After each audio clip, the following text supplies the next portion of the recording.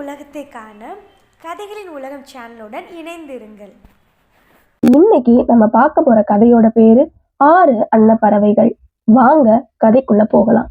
ஒரு ராஜா ஒரு மானை வேட்டையாடிட்டு ஒரு காட்டு உள்ளுக்குள்ள போறாரு. அந்த மான் ரொம்ப வேகமா ஓடுது. அந்த மானை பின்தொடர்ந்து போன ராஜா காட்டோட மைய பகுதிக்கு வந்து சேர்றாரு. மான் குட்டி எங்கேயோ ஓடி போயிருச்சு. அவரால் அந்த மானை பார்க்கவே முடியல.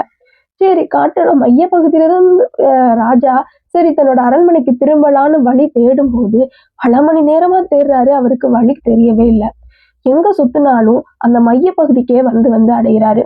ஏதோ ஒரு இடத்துல மாட்டிக்கிட்டோன்னு ராஜாவுக்கு தெரியுது. அப்ப அந்த இடத்துக்கு ஒரு சூனியக்காரி வர்றா. நான் உங்களுக்கு ஒரு நிபந்தனை வைக்கிறேன். நீங்க அந்த நிபந்தனைய நிறைவேற்றினா இந்த காட்டுல இருந்து வெளியே போறதுக்கான வழியை நான் உங்களுக்கு காட்டுவேன் அப்படின்னு சொல்றா. ராஜாவுக்கு வேற வழி இல்லை.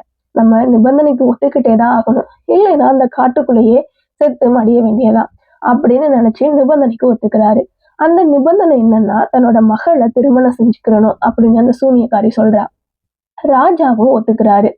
அந்த சூனியக்காரியோட மக ரொம்பவும் அழகா இருக்கா. ஆனா அவளுடைய கண்கள்ல வெறுப்பும் கோபமும் பொறாமையும் அதிகமா இருக்குது. வேற வழி இல்லை. அந்த சூனியக்காரியோட மகளை அவர் திருமணம் செஞ்சுக்கிட்டு காட்டோட வழியை தெரிஞ்சு தன்னோட அரண்மனைக்கு வந்து சேர்றாரு. இந்த ராஜாவுக்கு ஏற்கனவே திருமணமாகி 7 பிள்ளைகள் இருந்தாங்க. அவரோட மனைவி இறந்திருந்தாங்க. இந்த சூனியக்காரியோட மகளை அரண்மனைக்கு கூட்டு போய் புது ராணியா இந்த நாட்டுக்கு அறிமுகப்படுத்தி வச்சாரு.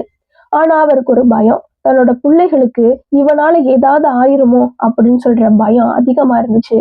அதனால தன்னோட 7 பிள்ளைகளையும் கூட்டு போய் ஒரு அரண்மனையில வச்சு அவங்களுக்கு தேவையான உணவு, உடை எல்லா வசதியையும் செஞ்சு கொடுக்குறாரு. இந்த சூனியக்காரி மகள்கிட்ட இருந்து அவங்க 7 பிள்ளைகளையும் ஒழிச்சு வைக்கிறாரு. அப்ப போய் பார்த்துக்கிட்டு வராரு. அந்த அரண்மனைக்கு போகணும்னா ஒரு மந்திர நூலால மட்டும்தான் அதை அந்த அரண்மனைக்கு கொண்டு போக முடியும். அந்த மந்திர நூலை யூஸ் பண்ணா மட்டும்தான் அந்த அரண்மனைக்கே போக முடியும். பல நாட்களா ராஜா அந்த மந்திர நூல்களை பயன்படுத்தி தன்னோட பிள்ளைகளை அடிக்கடி பார்த்துட்டு வந்துட்டே இருக்கிறாரு. இந்த சூனியக்காரியோட மகளுக்கு ஒரு டவுட் வருது. அடிக்கடி வேட்டையாடுறேன்னு ராஜா வெளியே போறாரு. எங்க போறாரு அப்படின்னு சந்தேகம் வந்துச்சு. உடனே அவருக்கு தெரியாம அவரை ஃபாலோ பண்ணி போனான். அப்பந்தான் அவங்களுக்கு பிள்ளைங்கள் இருக்கு, அவங்கள இந்த இடத்துக்கு ஒளிச்சு வச்சிருக்காங்க, இந்த இடத்துக்கு வரணும்னா அந்த மந்திர நூல் தேவைப்படும்னு சொல்றத அறிஞ்சுக்கிறா. ராஜாவோடையே மறுபடியும் அரண்மனை அடைகிறா. அவர் அதை எங்க வைக்கிறாருன்னு பாத்துக்கிறா. ராஜா ஒரு நாள் இல்லாத சமயத்துல அந்த மந்திர நூலை எடுத்துக்கிட்டு அவ அதோட வழிகாட்டுதலின் பேர்ல அந்த அரண்மனையை வந்து அடைகிறா. தன்னோட மந்திர தந்திரங்களினாலே 6 சட்டைகளை செஞ்சுட்டு போறா. அங்க 6 மகன்களும் ஓடி வந்து பாக்குறாங்க. அந்த 6 மகன்கள் மேலேயும் அந்த சட்டையை தூக்கி வீசுறா. அந்த 6 மகன்களும் அன்னப்பறவைகளா மாறுறாங்க. இனிமே ராஜா தன்னோட பிள்ளைகளை பார்க்க வரவே மாட்டாருன்னு சொல்லி அவளுக்கு ரொம்பவும் சந்தோஷம். இனிமே நம்மளை மட்டும்தான் நேசிப்பாரு, நம்மளை மட்டும்தான் யோசிப்பாருன்னு சொல்லிட்டு அவ அந்த அரண்மனையில இருந்து வெளியேறி தன்னோட அரண்மனைக்கு வந்து எதுவுமே தெரியாத மாதிரி இருந்துக்கிறா.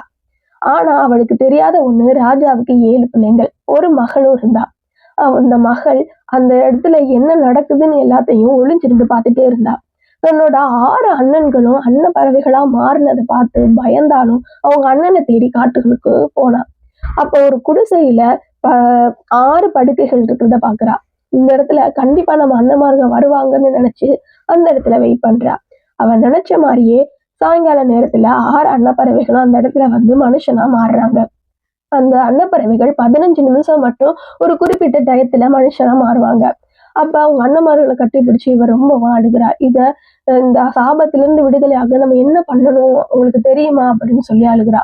இந்த சாபத்தை நீக்கணும்னா அது ரொம்ப கஷ்டம், அதுக்கு ரொம்ப பாடுபட வேண்டியதா இருக்கும், உன்னால முடியாது அப்படின்னு அவங்க அண்ணன்மார்கள் சொல்றாங்க. ஆனாலும் இல்ல, நான் உங்களை காப்பாத்தியே ஆவே, நீங்க சொல்லுங்க அப்படின்னு சொல்றா. உடனே இந்த 6 சகோதரர்களும் சொல்றாங்க, 6 ஆண்டுகளுக்கு நீ பேசாம இருக்கணும். அது மட்டும் இல்லாம இந்த காட்டுக்குள்ள ஒரு நார்பூன்னு சொல்ற ஒண்ணு இருக்கு, அதை நீ எடுத்து 6 சட்டைகள் தைக்கணும், உன்னோட கையாலேயே தைக்கணும். அப்படி நீ தச்சா எங்களுடைய சாபம் 6 ஆண்டுகள் கழிச்சு போயிடும். அப்படி இடையில நீ யாருக்கிட்டையாவது பேசிட்டீன்னா நாங்க செத்து போயிடுவோம் அப்படின்னு சொல்றா.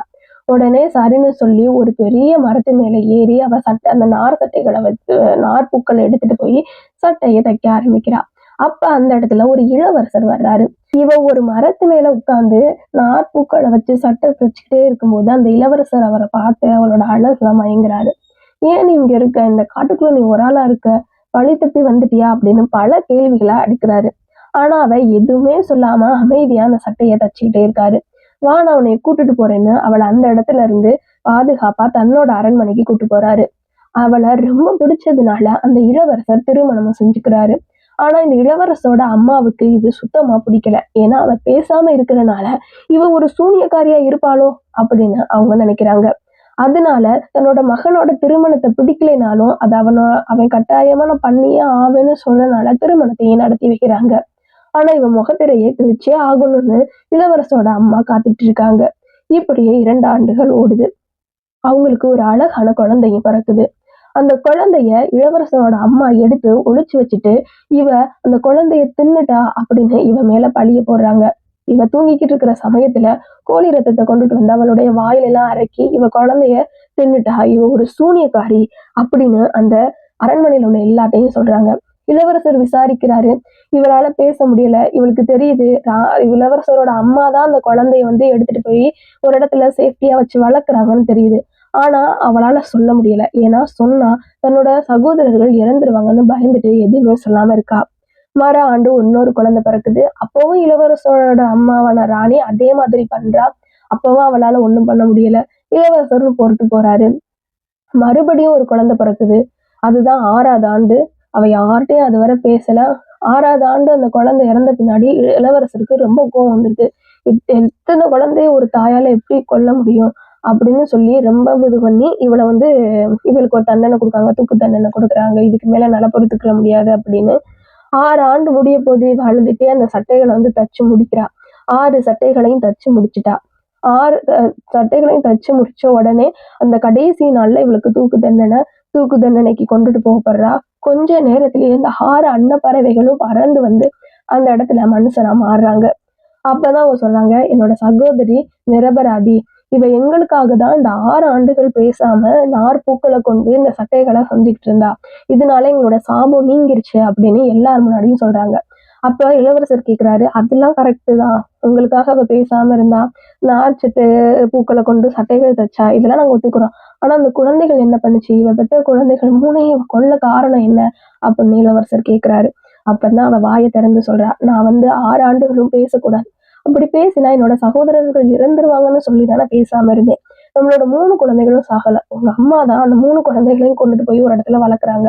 இது எனக்கு தெரிஞ்சனாலதான் நான் அவங்க அம்மா மேல கோவப்படாம பொறுமையா இருந்தேன். இதுக்கெல்லாம் காரணம் அவங்கதான்.